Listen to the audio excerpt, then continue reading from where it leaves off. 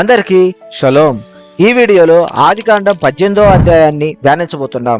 ఈ అధ్యాయంలో ఎందుకు ముగ్గురు దేవదూతలు ఒక వార్తను చెప్పడానికి కలిసి వచ్చారు, ఎందుకు అబ్రాహాం గారు సొదొమ పట్టణంలోని నీతిమంతులను రక్షించమని అడగకుండా నీతిమంతులను బట్టి ఆ పట్టణాన్ని రక్షించమని అడుగుతున్నాడు, ఎందుకు దేవుడు సొదొమ నాశనం చేసే ముందు అబ్రాహాం గారిని కలవడం జరిగింది అనే ప్రశ్నలకు సమాధానాలను ఈ వీడియోలో తెలుసుకుందాం.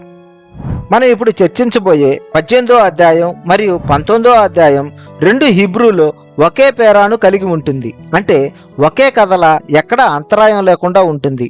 ఈ రెండు అధ్యాయాలలో గమనించినట్లయితే ఈ అధ్యాయంలోని దేవదూతలు ఇస్సాకు పుట్టుక గురించి తెలియజేసి 19వ అధ్యాయంలో సొదొమను నాశనం చేయడానికి కొనసాగుతారు.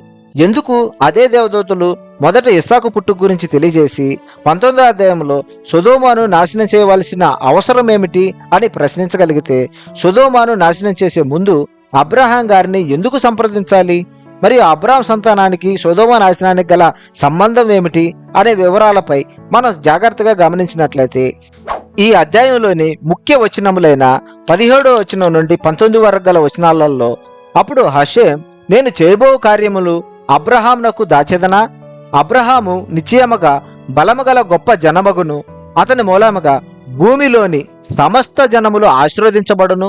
ఎట్లనగా హషేం అబ్రహామును గూర్చి చెప్పినది అతనికి కలుగుజేయనట్లు తన తరువాత తన పిల్లలను తన ఇంటి వారును నీతి న్యాయములు జరిగించుచు హషేం మార్గమును గైకొనుటకు అతడు వారికి ఆజ్ఞాపించినట్లు నేను అతనిని ఎరిగి ఉన్నాను అనిను.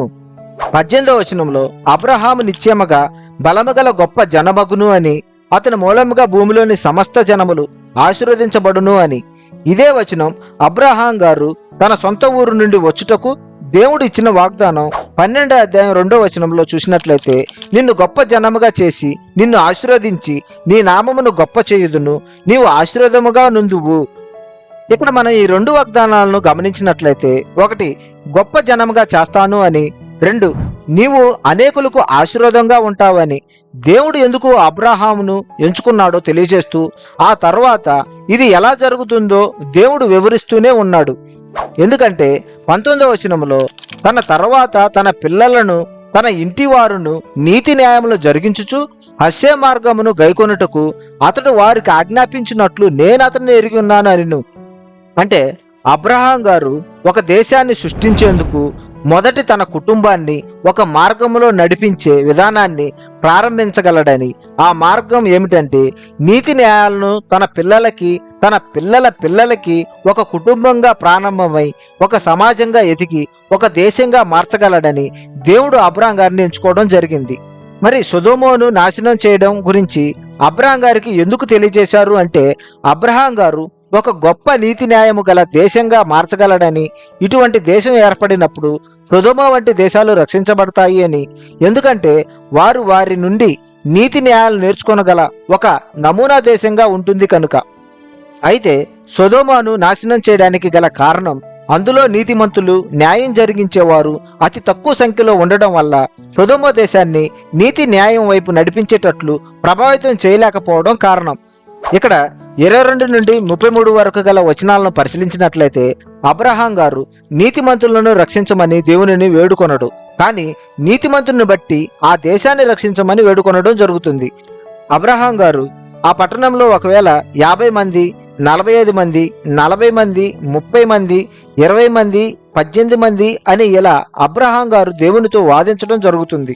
చివరికి అక్కడ 10 మంది కంటే తక్కువ ఉండడం వల్ల ఆ దేశాన్ని నాశనం చేయడం జరుగుతుంది. ఎందుకంటే 10 మంది కంటే తక్కువ ఉంటే సమాజాన్ని ప్రభావితం చేయలేరని పెద్దలు మనం ప్రార్థించేటప్పుడు కనీసం 10 మంది ఉండాలని చెప్తారు. భవిష్యత్తులో అబ్రహాం గారి యొక్క దేశం ఇలాంటి అవినీతి జనాభా ఆవిర్భావాన్ని నిరోధించగలదని దేవుని ఆశ. అందుకనే దేవదూతలు ఇస్సాకు అనే అబ్రహాం గారి కుమారుణ్ణి పుట్టుక గురించి తెలియజేస్తూ భవిష్యత్తులో సొదొమ లాంటి దేశాలను మరలా పునరావృతం అవ్వకూడదని, నీతి న్యాయాలు ఇస్సాకు ద్వారా ఈ ప్రపంచం ఆశీర్వాదకరంగా ఉండాలని మొదటి దేవదూతలు అబ్రహాం గారిని సంప్రదించడం జరిగింది. అందుకనే దేవదూతలు సొదొమను నాశనం చేయడానికి వెళ్ళినప్పుడు అబ్రహాం గారు సొదొమ నాశనంను ఆపడానికి సాహసోపేతమైన ప్రయత్నం చేస్తాడు.